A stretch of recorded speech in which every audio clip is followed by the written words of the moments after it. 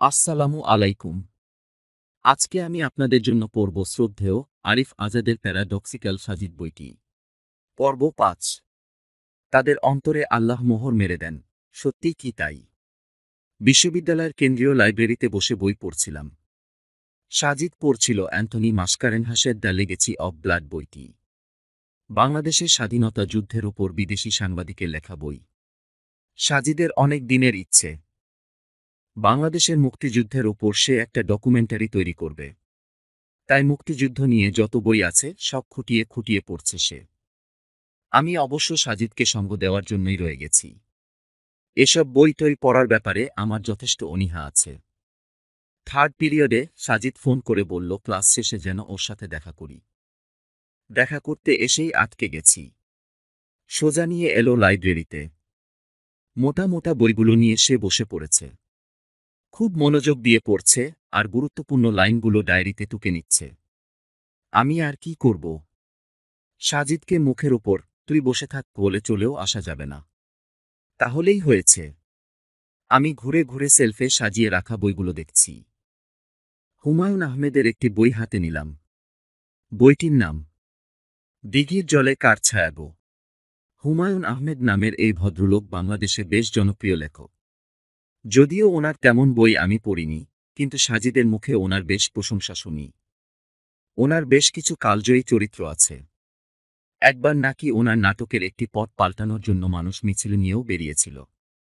বাব্বা, কি সাংঘাতিক! দিঘির জলে কার ছায়া গো নামের বইটি উল্টাতে লাগলাম। উল্টাতে উল্টাতে একটি জায়গায় আমার চোখ আটকে গেল। বিবর্তনবাদের জনক চার্লস ডারউইনের ব্যাপারে কিছু একটা লেখা। পড়তে শুরু করলাম। আহসানকে পেয়ে শওকত সাহেব আনন্দিত। তিনি নতুন একটা বই পড়ছেন। বইয়ে বিবর্তনবাদের জনক ডারউইন সাহেবকে ধরাশায়ী করা হয়েছে। তার পূর্বপুরুষ বানর, এটা তিনি মেনে নিতেই পারতেন না। এখন সমস্যার সমাধান হয়েছে। তিনি আহসানের দিকে ঝুঁকে এসে বললেন, তুমি ডারউইনবাদে বিশ্বাস করো? আহসান বলল, জি চাচা, করি। তোমার বিশ্বাস তুমি এখন যে কোনো একটা ভালো ডাস্টবিন দেখে ফেলে আসতে পারো? আহসান বলল, জি আচ্ছা। পুরো বিষয়টা না শুনেই জি আচ্ছা বলবে না। আগে পুরো বিষয়টা শোনো। আহসান হতাশ ভঙ্গিতে পুরো বিষয়টা শোনার জন্য প্রস্তুত হল। সহজে এই বিরক্তিকর মানুষটার কাছ থেকে ছাড়া পাওয়া যাবে বলে মনে হচ্ছে না। শওকত সাহেব বললেন, তোমাদের ডারউইনের থিওরি বলে পাখি এসেছে সরীসৃপ থেকে। তুমি এখন একটা সাপ ও মজুর পাশাপাশি রাখো। চিন্তা করো যে মজুরের পূর্বপুরুষ সাপ, যে সাপ এখন মজুরের প্রিয় খাদ্য। বলো, তোমার কিছু বলার আছে? এই মুহূর্তে কিছু বলার নেই চাচা। মনে মনে 10-এর উপরে 950টা শূন্য বসাও। এই বিশাল প্রায় অসীম সংখ্যা দিয়ে 1কে ভাগ করো। কি পাবে জানো? শূন্য। এটা হলো অ্যাটমে অ্যাটমে ধাক্কাধাক্কি করে ডিএনএ অণু তৈরির সম্ভাবনা। মিলান নামে কোনো বিজ্ঞানীর নাম শুনেছ? ছাগল টাইপ সায়েন্টিস্ট। না চাচা, শুনিনি। ওই ছাগলটা 1950 সনে একটা এক্সপেরিমেন্ট করে অন্য ছাগল সায়েন্টিস্টের মধ্যে হইচি ফেলে দিয়েছিল। ছাগলটা করেছে কি, ল্যাবরেটরিতে আদি পৃথিবীর আবহাওয়া তৈরি করে ঘন ঘন ইলেকট্রিক কারেন্ট পাস করেছে। কিছু প্রোটিন অণু তৈরি করে বলেছে এভাবেই পৃথিবীতে প্রাণের শুরু। প্রাণ সৃষ্টিতে সৃষ্টিকর্তার কোনো প্রয়োজন নেই।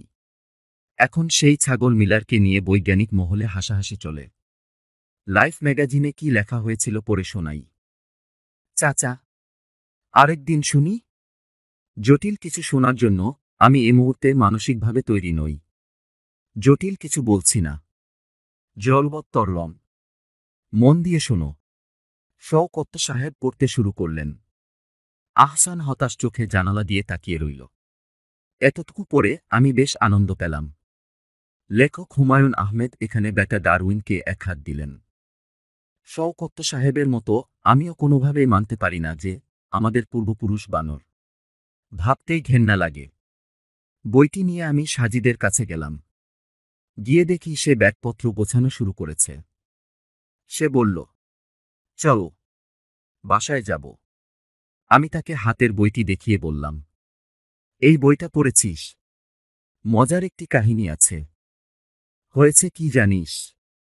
আমার মুখ থেকে কথা কেড়ে নিয়ে সাজিদ বলল, শৌকত সাহেব নামের এক ভদ্রলোক আহসান নামের একটি ছেলের সামনে ডারউইনের গোষ্ঠী উদ্ধার করেছে, তাই তো? আমি অবাক হলাম। বললাম, হ্যাঁ, কিন্তু আমি এই ব্যাপারে বলবো কি করে, বুঝলি? সাজিদ ব্যাগ কাঁধে নিতে নিতে বলল, এটা ছাড়া এই বইতে আর তেমন বিশেষ কিছু নেই, যেটা দেখাতে তুই এভাবে আমার কাছে ছুটে আসবি। তাই অনুমান করলাম। আমি আর কিছুই বললাম না। বইটি সেলফে রেখে দিয়ে হাঁটা ধরলাম। সিঁড়ির কাছাকাছি আসতেই হঠাৎ বিপ্লব দার সাথে দেখা। ওনার সাথে শেষবারের মতো দেখা হয়েছিল ওনার বাসায়। সেবার সাজিদ আর বিপ্লব দার মধ্যে কোয়ান্টাম ফিজিক্স নিয়ে যা বিতর্ক হয়েছিল সেটা দেখার মতো ছিল। বিতর্কে বিপ্লব দা সাজিদের কাছে গোহারা হেরেছিল। সেটা ভাবতেই এখনও আমার পৈশাচিক আনন্দ হয়। আমাদের দেখেই বিপ্লব দা হেসে দিলেন। কিছুক্ষণ কথাবার্তা বললেন। এর মধ্যে হঠাৎ করে বৃষ্টি চলে এলো। মধ্যাকাশে সূর্যি মামা তখনও বহাল তবিয়তে জ্বলজ্বল করছে, আবার ওদিকে বৃষ্টির বিশাল বিশাল ফোঁটা। গ্রাম্য লোকজনের কাছে এই বৃষ্টির একটি মজার ব্যাখ্যা আছে। তারা বলে, শেয়ালের বিয়ে হলে এরকম বৃষ্টি হয়। রোদের মধ্যেই বৃষ্টি। শেয়াল প্রজাতির মধ্যে বিয়ের প্রচলন আছে কিনা কে জানে। বিপ্লব দাসহ আমরা ক্যান্টিনে ঢুকলাম। বৃষ্টি কমলে বের হতে হবে। সাজিদ 3 কাপ চা অর্ডার করল। এরপর বিপ্লব দার দিকে তাকিয়ে বলল, দাদা, চা খেতে অসুবিধে নেই তো? না না, ইটস ওকে, বিপ্লব দা উত্তরে বলল। এরপর আবার বিপ্লব দা বলল, সাজিদ, তোমার সাথে একটি ব্যাপারে আলাপ করার ছিল। ততক্ষণে চা চলে এসেছে। বৃষ্টির মধ্যে গরম গরম ধোয়া ওঠা চায়ের কাপে চুমুক দেওয়ার ফ্লেভারটাই অন্যরকম। সাজিদ তার কাপে চুমুক দিতে দিতে বলল, হ্যাঁ দাদা, বলুন। কোন টপিক? বিপ্লব দা বলল, ওই যে, তোমরা যে বইটাকে স্রষ্টার বাণী বলো, সেটা নিয়ে। কুরআন? সাজিদ বলল, সমস্যা নেই, বলুন কি বলবেন। বিপ্লব দা বললেন, কুরআনে একটা সূরা আছে। সূরাটার নাম বাকরা। সাজিদ বলল, সূরাটির নাম বাকরা নয়, বাকারা। বাকারা অর্থ গাভী। ইংরেজিতে দেখাও। ওই আর কি। ওই সূরার 6-7 নম্বর লাইনগুলো তুমি কি পড়েছ? পুরো কুরআনই আমরা মাসে কয়েকবার করে পড়ি। এটা মার্কস কিংবা প্লেটোর রচনা নয় যে একবার পড়া হয়ে গেলেই সেলফে আজীবনের জন্য সাজিয়ে রাখব। বিপ্লব দা বললেন, এই লাইনগুলোতে বলা হচ্ছে, verily, those who disbelieve, it is the same to them whether you want them or do not want them. They will not believe. Allah hath set a seal on their hearts and on their hearings and on their eyes there is a covering. Theirs will be a great torment. এরপর বিপ্লব দা সেটার বাংলা অর্থ করে বললেন, নিশ্চয় যারা অস্বীকার করে তাদের আপনি সাবধান করুন, আর না করুন তারা স্বীকার করবে না। আল্লাহ তাআলা তাদের হৃদয়ে এবং তাদের কর্ণকুহরে মোহর মেরে দিয়েছেন, তাদের দৃষ্টির উপর আবরণ টেনে দিয়েছেন। তাদের জন্য আছে ভয়াবহ শাস্তি। এইটুকু বলে বিপ্লব দা থামলেন। সাজিদ বলল, হোয়াটস রং উইথ দিস ভার্সেস? বিপ্লব দা বললেন, দেখো, এখানে বলছে কাফিরদের হৃদয়ে আর কানে তোমাদের আল্লাহ মোহর, সিল মেরে দেয়। সিল মারা মানে তালাবদ্ধ করে দেওয়া, তাই না? এখন কাফিরদের হৃদয়ে আর কানে যদি সিল মারা থাকে, তারা তো সত্যের বাণী, তোমরা যেটাকে ধর্মের বাণী বলো আর কি, সেটা বুঝতে পারবে না, উপলব্ধি করতে পারবে না। আল্লাহ যেহেতু তাদের হৃদয়ে আর কানে সিল মেরে দিচ্ছে, তাই তারা ধর্মের বাণীগুলো বুঝতে পারছে না।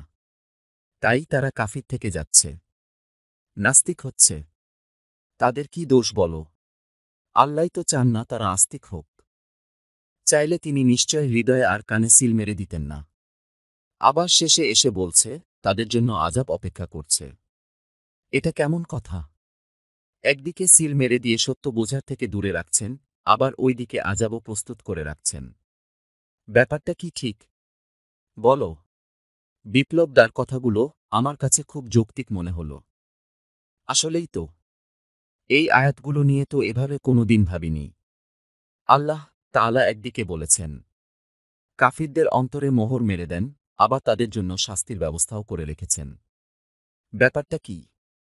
সাজিদ মুচকি হাসল। চায়ের কাপে শেষ চুমুকটুকু দিয়ে বলল, দাদা, ইসলামের ইতিহাস পড়লে আপনি এক শ্রেণীর মীর জাফরদের কথা জানতে পারবেন।